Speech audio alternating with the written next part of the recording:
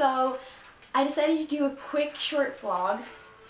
Okay, I'm not gonna say quick or short because last time I tried to do a quick short vlog, it turned out like 20 minutes. Hold on. Shh. The music is really loud, sorry. Anyways, I just wanted to do a couple of things. The first thing is that I cut my hair. Hold on. You can see better if I take this out. Anyways, since it was getting really unhealthy and really bad looking, I decided to just go ahead and cut it.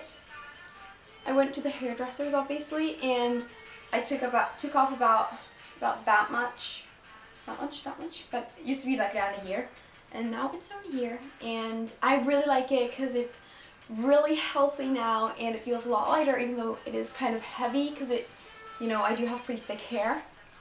But anyways, I really like it, and another thing about my hair is I've been using this amazing product. Hold on, I'll just get it really quick. Oh, I'm running, I'm actually like physically running. Oh, should I grab the wrong one? Which one is it? Fuck! Where is it? Oh, I found it. I promise, I found it. Sorry about that, crisis over. Okay, so I went to get the product, and then it was like in the shower, and it was completely wet, and I didn't like notice. The product I'm talking about is the Cutrin Reflection Color Conditioner in Mystic Mahogany, and basically this is a conditioner that you put in your hair, and it's going to color them like a little bit. It's not a hair dye. It's more like a. I'll just read the description. Northern raspberry wax together with panthenol gives your hair care and moisture. It also intensifies the glow of your color and adds extreme shine. Gives hair a new softness that you can feel. Also suitable for natural uncolored hair. But I was getting really tired of my root growth because I do dye my hair, and I didn't want to dye my hair like right away. So I decided I'm just going to use this as long as I can without dyeing, because that is really it's really bad for your hair. But anyways, I got this on sale at the Luminette factory outlet, I guess, yeah. But it was only €9, and it's basically like 20 normally, so that was a great buy. Anyways, that's hair-wise. Yay! I love it. I feel like I could do the because you're worth it. Hold on, let me do it again. That was bad. Because you're worth it. Oh, I can't. Oh, I did all the time today. But anyways, the L'Oreal Swift Soup Add Hair. It's a nice length for that. But even though it is pretty long, I'm so used to like really long hair and having to comb it like crazy and everything. So this is a nice change. But the point where I was going to film this vlog is because I've been reading this fantastic book. Okay, so it's called Eat, Pray, Love by Elizabeth Gilbert. I mean, most of you probably know this book because you've probably seen the film. And I have seen the film because I originally did want to read the book before I saw the film, but a friend of mine was like, oh, please go watch the film with me. I was like, okay, whatever. But actually, it's been like it was kind of fun to see the film first. But anyways, this is just like really loud. Shh. Okay, so I've been really enjoying this. I'm only on like page 100 or something, but right now, I mean, quick plot reviser. I'm so tired. It's about a woman that is in her 30s, and her life is like falling apart, and she decides to get a divorce because she like suffers from depression, as she feels like she's like lost an appetite for her life, you know. And she decides to take like a year-long trip. She goes to Italy, India, and Indonesia, and I'm in the Italy part right now, and she like describes the food a lot. Like, it's so hungry when I'm reading this. I was like reading this in the bus today, and I came home, I was like, oh my god, food! Seriously, you get so hungry from this. So, it has this fun passage about travelers and traveling, and you guys know that I'm a big traveler, and I love traveling and get to do it quite often too. So, it's just a fun passage it's kind of long, but you know, I guess we have time. It's like a page or two, so. That was Emmanuel Seigneur. Le jour passé, it's one of my favorite songs right now. But anyways, I'm just going to read this passage. Okay. I'm really bad at reading aloud. Truthfully, I'm not the best traveler in the world. I know this because I've traveled a lot and I've met people who are great at it, real naturals. I've met travelers who are so physically sturdy they could drink a shoebox of water from a Calcutta gutter and never get sick. People who can pick up new languages where others of us might only pick up infectious diseases. People who know how to stand down a threatening border guard or cajole an uncooperative bureaucrat at a visa office. People who are the right height and complexion that they kind of look halfway normal wherever they go. In Turkey, they just might be Turks. In Mexico, they're suddenly Mexican. In Spain, they could be mistaken for a Basque. In Northern Africa, they could sometimes pass for an Arab. I don't have these qualities. First off, I don't blend. Tall and blonde and pink complexioned. I'm less chameleon than a flamingo. Everywhere I go but Dusseldorf, I stand like garishly. When I was in China, women used to come up to me on the street and point me out to their children as though I were some escaped zoo animal. And their children, who had never seen anything quite like this pink-faced, yellow-headed phantom person, would often burst into tears at the sight of me. I really hate that about China. I'm bad, or rather lazy, at researching a place before I travel, tending just to show up and see what happens.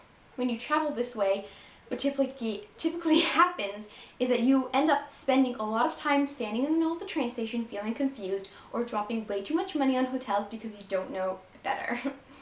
My shaky sense of direction and geography means that I have explored 6 continents in my life and with the only vaguest idea of where I am at any given time. Aside from my cockeyed internal compass, I also have a shortage of personal coolness, which can be a liability in travel. I've never learned how to arrange my face into a blank expression of competent invisibility that is so useful when traveling in dangerous foreign places. As I told you, I suck at reading aloud. You know that super relaxed, totally in charge expression which make you look like you belong there, anywhere, everywhere, even in the middle of a riot in Jakarta. Oh no. When I don't know what I'm doing, I look like I don't know what I'm doing.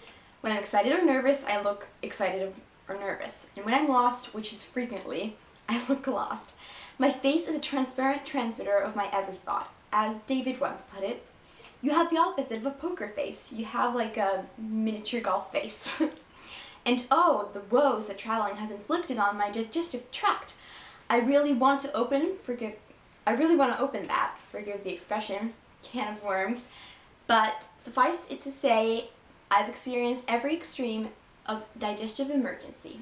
In Lebanon, I became so explosively ill one night that I could only imagine I somehow contracted the Middle Eastern version of the Ebola virus.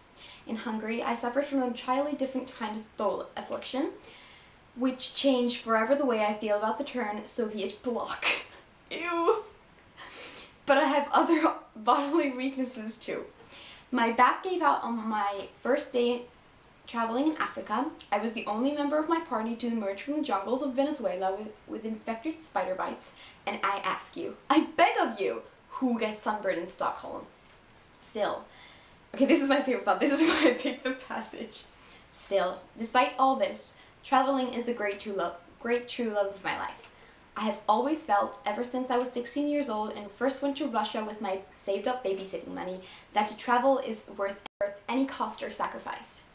I am loyal and constant in my love for travel, as I have not always been loyal and constant in my love for others.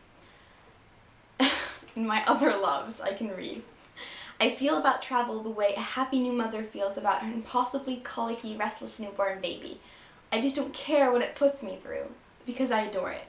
Because it's mine. Because it looks exactly like me. It can barf all over me if it wants to. I just don't care. And the funny parts do go on, but they're pretty long, so I'm just going to stop there. But what I'm trying to say is this just really gets me into my, oh my gosh, I love travel mode. And I just love it. I love meeting different types of people, and I love internationality, and I love, hearing different languages and stuff that I don't understand. And like being lost somewhere exciting is like the best thing ever. And comment down below if you love traveling too, and what is your favorite place to go. My favorite place to go is probably London, because I've been there a lot. But I don't know, I don't think I've ever been to a place that I didn't really like.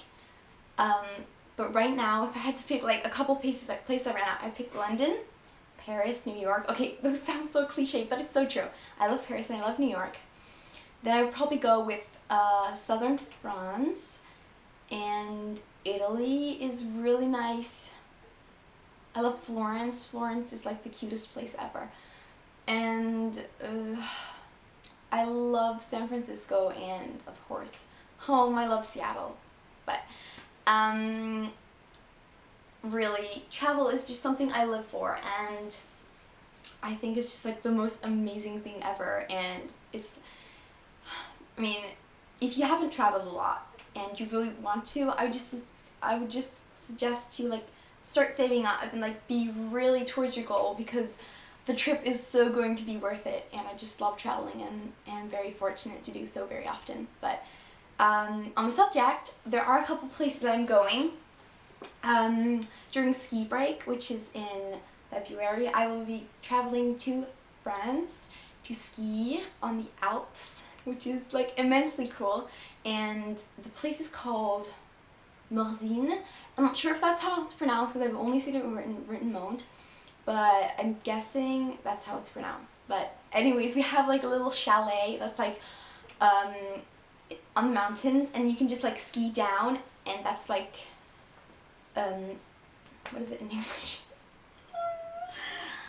That's like a run. Yeah, so we like kind of like live next to a run, so you can just like take your skis and ski down and take the left up and like go. And I love skiing too. I mean, skiing is so great. I love carving, and oh my god, the best feeling ever is when, you know, the caterpillars, whatever they're called, cats I think, like the machines that take care of the runs. And they run over the snow, and they're like little bouncy thingies, like little crates. Oh, I suck today. But anyways, they make the snow really like solid, and then the best thing ever is in the morning sun when it's really nice but it's still cold, to go down, be like the first or like 10th person who goes down an amazing black run. I mean, that is like the most amazing feeling ever, because I just love how the ski like attaches to the mountain and like feel the ground. And another thing I love about skiing is when you're like coming down and they have your skis and you like fluff some snow on your friend. That's like, oh, I'm so cool. I think that is like amazing fun. Anyways, that is the next trip I'm taking, and then I'm going to Belgium and visiting Paris and Brussels this spring. I mean, Belgium, Paris, and Brussels are all like in the same trip. And then over the summer, I'm going back to the States. I mean, not to live, so sad, but to stay, visit. I'm going to Seattle and possibly Los Angeles and San Francisco. We'll see how that goes, but I'm trying. But back home, which is great. And yeah, so this is my little travel / hair vlog. I hope you enjoyed it. And oh my god, this did not turn out short. I'm so sorry. Okay. Just hope this is under 20 minutes. Bye.